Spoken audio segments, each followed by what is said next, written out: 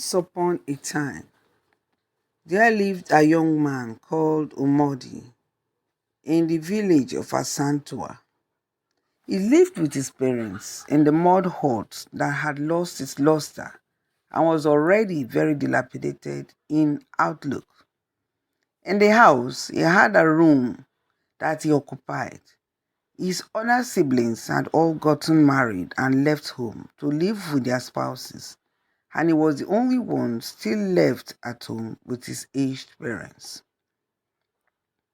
He was 33 years of age, which had long past the time for a man of his age to still be living with his parents.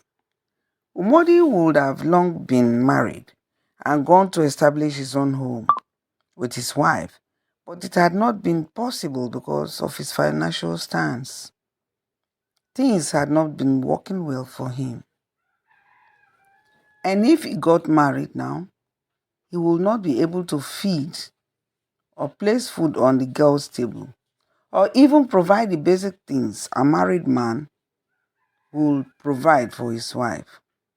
Right now, he was dependent on his parents. His parents' basic occupation was farming, and he joined them each day to go to the farm and returned home when the sun was up to rest and focus on other things. In the village, there was a girl called Ebima that he was attracted to and wanted to marry. But she had refused to marry him. She had told him that although she liked him because he was handsome, she would not because she had no money to take care of her. She told him point blank that handsomeness without a filled pocket was of no use to a woman. He wanted to pay half of the dowry to her parents, which his parents had volunteered to provide, but she had refused. Despite his begging, he had begged and begged for her to understand that he would pay the balance of the dowry later, but she had refused to accept. He wanted her to marry him, and together they would start a large farm and work it all out to make things happen. But Ebima had refused because she was not ready to suffer. "How do you expect me to condescend to such a marriage?" she had asked him. "Look at all my age mates. They are well married to men who can feed them, buy clothes for them, and even do things for their parents. And you expect me to marry you with handsomeness but nothing to accompany it? I'm sorry, Omodi, but I can't do that. If you had enough money to take care of me, I would have willingly agreed. But you know I've loved you for a long time, Ebima. Please accept me as your husband. I know things will work out someday," he had replied to her harsh words. But Ebima had shaken her head in disagreement. Her rejection touched Umodi's heart, so much that he swallowed the insult and withdrew into his shell, refusing to ever speak to a girl about marriage again in his life until he had made it. But his mother talked him out of it and told him to try other girls. He went on to approach several other girls, and they also refused. They had laughed, and most of them made comments. Some of the comments were, "I'm sorry, but I'm not ready to suffer in my life." Imagine that. In the village, there was another girl called Ako. She was 16 and very young. She lived with her parents, who were also farmers like the others in the village. She had a deep crush on Omodi. She would sit down and fantasize about him and his handsomeness. She would have given anything to become his wife, but she was young and shy to tell him that all she did was to be around him whenever she could while she saw him going after Ebima. She was very happy when Ebima turned his marriage proposal down and would have given anything to have him look in her direction. But alas, nothing of sort happened. She summoned up courage and went to him when the other girls had refused him and said, "Ebima, the other girls have refused to Ebima and the other girls had refused to accept your hand in marriage. So why don't you marry me? I'm willing to accept you if you only marry me. She looked at his handsome face and straight into his eyes, loving eyes that she had always dreamt about. Wow. Omodi looked at her and shook his head. You are too young for that now, Aku, and I will not take advantage of you, my dear. You are a lovely girl, and someday a young man of your age will come for your hand in marriage. With that, he had walked away dejectedly. Does it mean without money a man cannot get a woman to love and marry him? He asked himself sadly. This means I'll grow old without a wife then, he muttered aloud in exasperation. Hmm. One of the reasons why Omodi was having disappointments with the girls was because his musical career was at low ebb. He could sing very well. He was also very good at playing his musical flute and other instruments that were his specialty. He would sing and play the flute to his heart's feel. People loved his songs and flute rhythm, but he never made any money out of it all. It had always been his dream to make it through music. Umordi was well built and handsome. With the music flowing through him, people could help, but they did not come forward, and many could not help but fall in love with him whenever he sang and played the instruments, both old and small, would be swaying to his brand of music. Girls often surround him, admiring him and wishing he would marry them because they loved his music and his handsomeness. But the lack of money was what put almost all of them off. It was only Aku that was wishing he would come forward and marry her, despite his condition. But Umodi never looked her way. That is life for you. With all those things going on in his mind and within him, Umodi fell into a melancholic mood. The thought of the rejections and lack of success in his musical career made him to fall into a mood that was unpleasant. In anger, he took his flute the next morning and went to the only river that flowed through his village to sit down quietly and think about his life. He wanted to get away from the house to reminiscence. By the riverside, he sat down under a shady tree, brought out his flute, and began to play. He sang out loud and clear. His voice was ringing in the air. Gradually, he relaxed and felt at peace with himself. The next day, he repeated it again, and gradually, the place became a source of solace to him. The cool breeze, the calm and serene atmosphere, and the quietness of the place all combined to give him peace. As time went by, it became his practice to always go there to rest and play his music. About a year later, Umodi was on his way to the river when he came to a sudden halt. His eyes had caught a sight as he emerged from the path leading to the river. Behold, before him was the most magnifying sight he had ever seen. A well-shaped and elegant woman that was tall with lovely and elegant features, beautiful curves and long hair was bathing in the river. On the shore, far from where she was bathing, was a golden bowl that was filled with soap and something that looked like lotion or perfume. He exclaimed suddenly, "Wow, what a beauty!" Instantly, the woman turned and, on sighting him, dove back into the river. Omodi walked up to the shore and picked up the soap case, looking at it in awe. He looked towards the river, thinking whoever that was there would soon emerge from the water. But alas, she did not surface again. The bowl was of a golden color. Suddenly, he realized it was not a human being and shaking but brazen up like a man. He hurried back home with the soap case in his hand.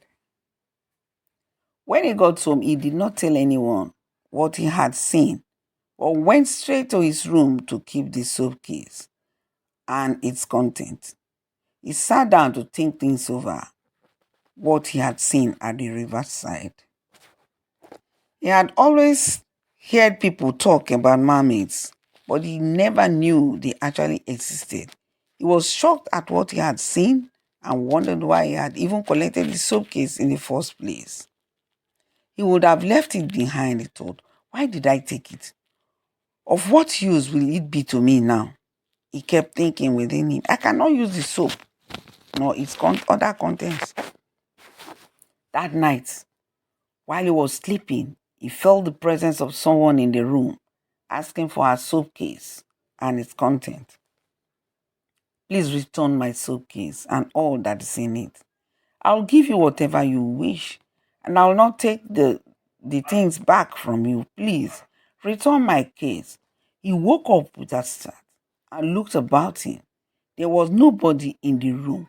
He could not sleep again until it was daytime.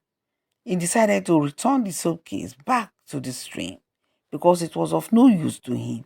And with the incessant quest by that voice to return it, he felt it was better to do so. He took the soap and headed back to the river without anyone noticing his absence and dropped it where he had picked it from. As soon as he dropped it, he turned to leave. He heard a female voice saying, Thank you. Your music career will prosper and be fruitful. He felt goose pimples all over him and turned to see whoever it was, but there was no one in sight. Heaving a deep breath, he hurried back home to safety and felt happy that he had returned the case and its content back to the riverside. He was surprised the next morning when a man from a neighboring village came to invite him to play at his traditional marriage ceremony taking place the next day. He went to play there and was paid, and that was how his musical career began to rise. Within a period of 6 months, Umordi had become a very rich man. His richness was more than that of all his age mates, and he began to reign as the greatest musician in the environs. He pulled down his parents' house, the mud hut, and built a big house for them before moving on to build his own. He moved all his belongings to the new house and started living there alone. When his parents saw that he had settled down, they were very happy at the success their son had achieved after all he had passed through. They now felt it was time for him to take a wife. They sat him down and talked to him about it. They advised him to get married, to start a family because he could now afford to take care of a woman. He was told by his mother to choose a girl from their village, but Umodi reminded his mother of his experience with the girls and how all he had approached for marriage had rejected him. His mother understood what he was saying, but told him to forget it all and look forward to the future. She then told him to marry Bima, whom she had always known her son loved and craved for because she was still unmarried. With their discussion over, his mother went to Ibima's house to seek for Ibima's hand in marriage. She readily agreed this time. She was beaming with joy, and all her family members accepted the marriage proposal and were ready for it. Money had come, and they were willing to go and enjoy the wealth they had not suffered for. Omodi sat in his house and gave it all a thought. He thanked the Creator for coming to his aid through whatever means that had been used. He felt very sad when his mother told him Ebima had agreed to marry him, but he kept his cool. He thought about who he should choose for a wife. His mind darted here and there. He finally remembered the little girl that had offered to marry him when he was poor and rejected by all the other village girls he had approached for marriage and wondered about her. He knew she was now 17 and he was 36. The gap was much, but with the money he had now, he could give her all the comfort she deserved. That is, if she was willing to accept him now. We'll try his luck first, he concluded within him. The next day, he threw a question at his father instead of his mother about Ako. He didn't want his mother to know anything about it. His father said she was still around and in her parents' house, unmarried. Umordi suddenly realized since he became rich, Ako had stopped coming close to him and wondered why. That evening, he went to their house and Ako was surprised to see him in their home. After exchanging pleasantries, Omodi took Ako's mother aside and apologized if he was treading on a dangerous ground. He told her he was interested in marrying her daughter Ako. But because of the age gap, he did not know if they would accept him. That was why he had come to find out. He also wanted to know if Ako would agree and if there was no one coming forward for her hand in marriage. Ako's mother was happy to hear that and told him that she was still unmarried and single, but said she would have to find out from Ako first before she would be able to advise him on what to do. She promised to give him feedback the following day. When he had gone, Ako's mother sat her daughter down and they talked at length. There, Ako told her mother she had always loved Umordi, but she had never looked to know if he would accept her. She was happy he had come now for her hand in marriage. Umordi was told the next day by Ako's mother that Ako was ready to marry him and they had accepted the marriage proposal. Umordi went about it without letting others to know. He only told his father everything and with him they made all the arrangements. A date was fixed for his marriage with Ako. And a date to the marriage, Umordi told his mother about it. She was surprised when he told her why he had decided to do it that way. The following week, Umordi and Ako got married. Ebima cried a lot, and most of the girls that had rejected Umordi in the past were disappointed at the turn of events. Ebima knew that the words that had come out of her mouth were the same words that were judging her now. Few years later, Ako had 3 children for Umordi. She gave birth to 2 boys and a girl. She was the envy of the girls in the village because she had what many of them did not have. They lived together, Umordi showering all his love on her, and they lived happily ever after. That is the end of the story. Please like, subscribe, and share the video to others who will love to listen to our African folktales and native stories. Thanks for watching.